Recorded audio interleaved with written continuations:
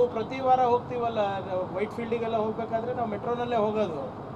ಆಮೇಲೆ ಒಂದಿನ ಅಲ್ಲ, ಪಾಪ ವಿಜೇಂದ್ರ ಅವ್ರು ಇರ್ಬೋದು, ಸೆಂಟ್ರಲ್ ಮಿನಿಸ್ಟರ್ಸ್ ಇರ್ಬೋದು, ಇವತ್ತು ಬೆನ್ಗಾವಲ್ ಬಿಡೋಕ್ಕೆ ಅಥವಾ ಮೆಟ್ರೋ ಹತ್ತೋದಕ್ಕೆ ಅಥವಾ ಬಸ್ ಹತ್ತೋದಕ್ಕೆ ಈ ಪರಿಸ್ಥಿತಿಗೆ ಯಾಕೆ ಬಂದಿದ್ರೆ ಅದಕ್ಕೆ ಹೇಳ್ಬೇಕಲ್ಲ ತಾವು.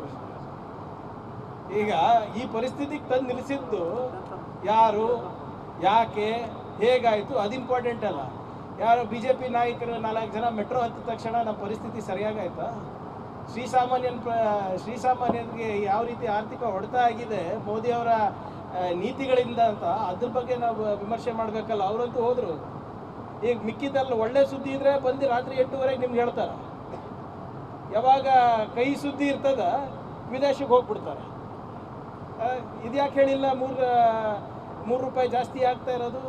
ಪರೀಕ್ಷೆ ಪೈ ಚರ್ಚೆ ಮಾಡ್ತಾರ, ನೀಟ್ ಅಕ್ರಮ ಆದಾಗ ಓಡೋಗ್ತಾರ.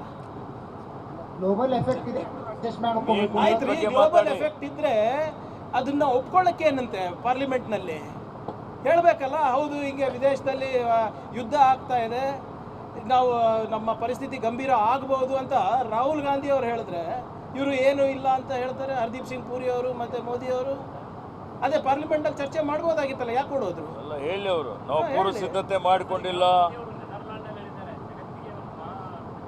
ಅದೇ ಪಾರ್ಲಿಮೆಂಟಲ್ಲಿ ಹೇಳಿದ್ರೆ ಮುಗ್ದೋಗ್ತಿತ್ತಲ್ರಿ. ನೆದರ್ಲ್ಯಾಂಡಿಗೆ ಏನಕ್ಕೆ ಹೋಗ್ಬೇಕಾಗಿತ್ತು?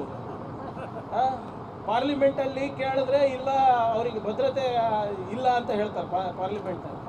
ಏನು ಸರ್, ಪಾರ್ಲಿಮೆಂಟಲ್ಲಿ ಉತ್ತರ ಇಲ್ಲ, ಪ್ರೆಸ್ನಲ್ಲಿ ಉತ್ತರ ಇಲ್ಲ. ಪಾರ್ಲಿಮೆಂಟಲ್ಲಿ ಹೇಳಿದ್ದು ಎಲ್ಲಾ ಸಂಪನ್ಮೂಲ ಇದೆ ನಮ್ಮಲ್ಲಿ, ಡೀಸೆಲ್ ಕೊರತೆ ಇಲ್ಲ, ಗ್ಯಾಸ್ ಕೊರತೆ ಇಲ್ಲ. If you like this video ಬೇಗ ಲೈಕ್ ಮಾಡಿ, ಕಾಮೆಂಟ್ ಮಾಡಿ, ಶೇರ್ ಮಾಡಿ ಹಾಗೂ ಯೋಯೋ ಟಿವಿ ಕನ್ನಡವನ್ನು ಸಬ್ಸ್ಕ್ರೈಬ್ ಮಾಡಿ.